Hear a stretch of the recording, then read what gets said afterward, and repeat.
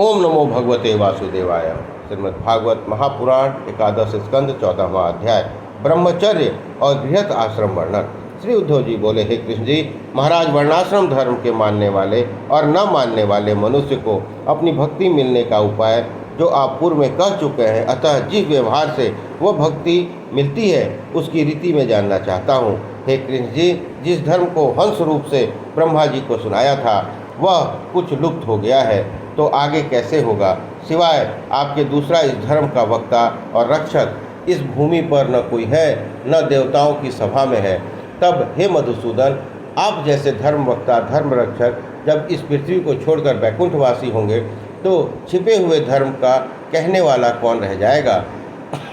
इससे हे कृष्ण जी, वह भक्ति देने वाला जिस जिस वर्ण आश्रम धर्म के अधिकारियों को जैसे करने को कहा गया हो उसे एक बार और कहकर मुझे सुनाइए। श्री कृष्ण जी बोले, हे उद्धव जी, सतयुग में मनुष्यों का वर्ण हंस का नाम एक ही था, हंस नाम का एक ही था, क्योंकि उस समय जन्मी प्रजा स्वभाव से कृतकृत्य थी। इसी से उस युग को कृतकृत्य कहते हैं। उस युग में एक ओंकार ही वेद था और मैं ही चारा चरने वाला वृषरूपी धर्म था। दूसरे यज्ञ आदि धर्म उस समय नहीं थे, इसलिए मैं इस युग में सब तपी और पुण्यात्मा मेरे हंस रूपी मूर्ति का ध्यान और पूजन करते थे। इसके बाद त्रेता का आरंभ में विराट रूप हुआ। तब मेरी श्वास वायु से ऋक, यजु और साम ये 3 वेद प्रकट हुए और उनसे यज्ञ उत्पन्न हुआ। फिर मुझ विराट के मुख, बाहु, जंघा, पद और से ब्राह्मण, क्षत्रिय, वैश्य, शूद्र ये चारों उत्पन्न हुए, जो निज निज धर्मों से एक दूसरे से भिन्न माने गए।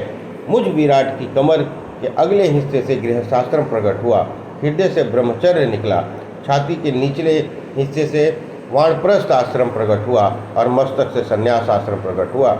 जन्मभूमि के अनुसार ही उन मनुष्यों के वर्ण, धर्म, आश्रम, धर्म का स्वभाव हुए, अर्थात जो जैसे मेरे अंगों में जन्मा वैसे ही स्वभाव भी हुए।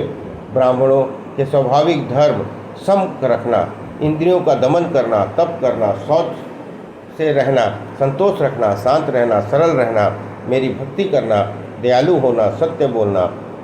क्षत्रियों का धर्म प्रतापी होगा, उद्योगिक होना, स्थिर रखना, ब्राह्मणों की भक्ति करना, ऐश्वर्यवान होना। वैश्यों का स्वाभाविक धर्म गुरु और शास्त्रों की श्रद्धा करना, दान में रुचि रखना, निष्कपट रहना, ब्राह्मणों की सेवा करना, धन बढ़ते रहने पर भी असंतोषी रहना। और शूद्र का स्वाभाविक धर्म है गौ की, ब्राह्मण की, देवताओं की निष्कपट मन से सेवा करना और उस सेवा से जो मिले उससे ही संतुष्ट रहना। अपवित्रता को से रहने वाले, झूठ बोलने वाले, चोरी करने वाले, धर्म से विमुख रहने वाले, लड़ाई झगड़ा करने वाले, काम, क्रोध, लोभ ही मन रखने वाले पुरुष चांडाल आदि हैं। सर्वसाधारण का धर्म यह है किसी प्रकार की हिंसा न करना, चोरी से बचना, काम, क्रोध, लोभ से दूर रहना, जीव मात्र का उपकार करना, ब्राह्मण, क्षत्रिय और वैश्य गर्भाधान आदि संस्कारों को करके जनेऊ के द्वारा द्विजन्मा बने और जितेंद्रियों को गुरु गृह में बसाकर गुरु की सेवा करें। गुरु के पढ़ाने पर वेद पढ़कर उनका अर्थ सीखे। ब्रह्मचारी को मुझ का करधन, काले मृग की छाल, दंड, रुद्राक्ष की माला, जनेऊ, कमंडल और कुश यही पास रखना चाहिए। ब्रह्मचारी देह में तेल न लगावे और न सिर पर बाल रखे। नहाते, भोजन करते, होम करते, जप करते और मल मूत्र करते समय बोले नहीं। नाखून न कटाए और न बगल और गुप्त स्थान के बाल ही काटे। ब्रह्मचारी जानबूझकर वीर्य न गिराए और जो अपने आप गिर जाए तो जल से स्नान, प्राणायाम करके गायत्री जाप करें।